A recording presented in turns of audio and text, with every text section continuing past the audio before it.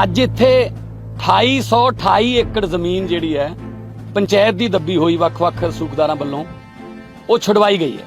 ਔਰ ਸਭ ਤੋਂ ਵੱਡੀ ਗੱਲ ਇਹ ਕਿ ਰੱਜੇ ਪੁੱਜੇ ਬੰਦੇ ਨੇ, ਕੋਈ ਇਹ 'ਚ ਆਬਾਦਕਾਰ ਨਹੀਂ ਹੈਗਾ, ਕੋਈ ਗਰੀਬ ਨਹੀਂ ਹੈਗਾ ਕਿ ਜਿਹਨੇ ਆਪਣੀ ਗੁਜ਼ਾਰੇ ਲਈ ਕੋਈ ਜ਼ਮੀਨ ਥੋੜੀ ਬਹੁਤ ਠੀਕ ਕਰ ਲਈ ਹੋਵੇ। ਔਰ ਮੈਂ ਤੁਹਾਨੂੰ ਦੱਸਣਾ ਚਾਹੁੰਦਾ ਕਿ ਇਸ ਜ਼ਮੀਨ ਦੇ ਵਿੱਚ 16 ਬੰਦੇ ਸੀਗੇ। ਇੱਕ ਜਿਹੜਾ ਫੌਜਾ ਸਿੰਘ, ਇਹ ਬਹੁਤ ਵੱਡੀ ਕੰਪਨੀ ਆ, ਇਹਦਾ 1100 ਏਕੜ ਇਹਨਾਂ ਦੇ ਕੋਲ ਸੀਗਾ। ਇਮਾਨ ਸਿੰਘ ਪੁੱਤਰ ਸਿਮਰਜੀਤ ਸਿੰਘ ਮਾਨ, ਔਰ ਅੱਜ ਉਹਨਾਂ ਦੇ ਬੇਟੇ ਦੇ ਨਾਂ 125 ਏਕੜ ਜਿਹੜੀ ਜ਼ਮੀਨ ਉਹ ਨਿਕਲੀ ਹੈ। ਅਕਲ ਧਮਨ ਪੁੱਤਰ ਪ੍ਰਮੋਦ ਧਮਨ ਮਾਨ 103 ਏਕੜ ਇਹਨਾਂ ਦੇ ਨਾਂ। ਪ੍ਰਭਦੀਪ ਸਿੰਘ ਸੰਧੂ ਪੁੱਤਰ ਗੁਰਦੀਪ ਸਿੰਘ ਸੰਧੂ ਅਤੇ ਗੋਬਿੰਦ ਸਿੰਘ ਸੰਧੂ ਪੁੱਤਰ ਪ੍ਰਭਦੀਪ ਸਿੰਘ ਸੰਧੂ ਨਾਨਕੀ ਕੋਲ, ਇਹ ਪੁੱਤਰੀ ਸਿਮਰਜੀਤ ਸਿੰਘ ਮਾਨ ਦੇ ਧੀ ਜਵਾਈ ਨੇ। 28 ਏਕੜ ਉਹਨਾਂ ਕੋਲ ਨਿਕਲੀ ਆ। ਰਵਦੁਮਨ ਸਿੰਘ ਪੁੱਤਰ ਭੁਪਿੰਦਰ ਸਿੰਘ 25 ਏਕੜ ਇਹਨਾਂ ਨੇ ਮਤਲਬ ਜ਼ਮੀਨ ਜਿਹੜੀ ਦੱਬੀ ਸੀਗੀ। ਨਵਦੀਪ ਕੌਰ ਪਤਨੀ ਰਣਜੀਤ ਸਿੰਘ 15 ਏਕੜ ਜ਼ਮੀਨ ਇਹਨਾਂ ਨੇ ਦੱਬੀ ਸੀਗੀ। ਦੀਪਕ ਬਾਂਸਲ ਪੁੱਤਰ ਰੂਪਚੰਦ ਬਾਂਸਲ 12 ਏਕੜ ਜ਼ਮੀਨ ਇਹਨਾਂ ਨੇ ਦੱਬੀ ਸੀਗੀ।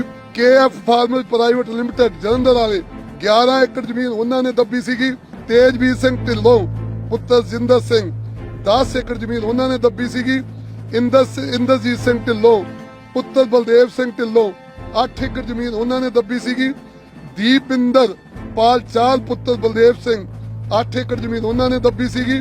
ਸੰਦੀਪ ਬਾਂਸਲ ਪੁੱਤਰ ਰੂਪਚੰਦ ਬਾਂਸਲ 6 ਏਕੜ ਜ਼ਮੀਨ ਉਹਨਾਂ ਨੇ ਦੱਬੀ ਸੀਗੀ।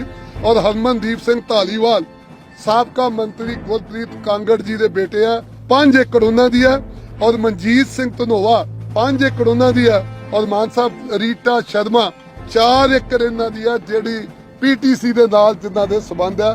2828 ਏਕੜ ਜ਼ਮੀਨ ਦਾ ਅੱਜ ਸਾਡੀ ਟੀਮ ਨੇ ਸਵੇਰ ਤੋਂ ਲੈ ਕੇ ਹੁਣ ਤੱਕ ਜਿਹੜਾ ਉਹ ਕਬਜ਼ਾ ਲਿਆ।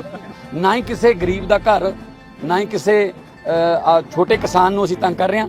ਹੁਣ ਜਿਨ੍ਹਾਂ ਕੋਲ 1100 ਏਕੜ ਹੈ, 125 ਏਕੜ ਹੈ, ਤੇ ਨਾਲ ਉਹਨਾਂ ਦੇ ਬਾਪੂਆਂ ਦੇ ਜਦੋਂ ਨਾਮ ਲੈਣੇ ਆ ਤਾਂ ਉਹ ਬਹੁਤ ਵੱਡੇ ਵੱਡੇ ਨਾਮ ਨੇ, ਉਹਨਾਂ ਨੂੰ ਤਾਂ ਬਖਸ਼ਿਆ ਨਹੀਂ ਜਾ ਸਕਦਾ। ਸਭ ਕੁਝ ਹੋਊਗਾ ਜਿਵੇਂ ਤੁਹਾਨੂੰ ਦੱਸਿਆ ਕਿ ਸਾਨੂੰ ਹਜੇ ਜੜ੍ਹਾਂ 'ਚ ਜਾ ਲੈਣ ਦਿਓ। ਤਣੇ ਜਿਹੜੇ ਨੇ ਉਹ ਬਹੁਤ ਡੂੰਘੇ ਨੇ, ਤਣੇ ਇੱਧਰ ਉੱਧਰ ਜਾਣਗੇ।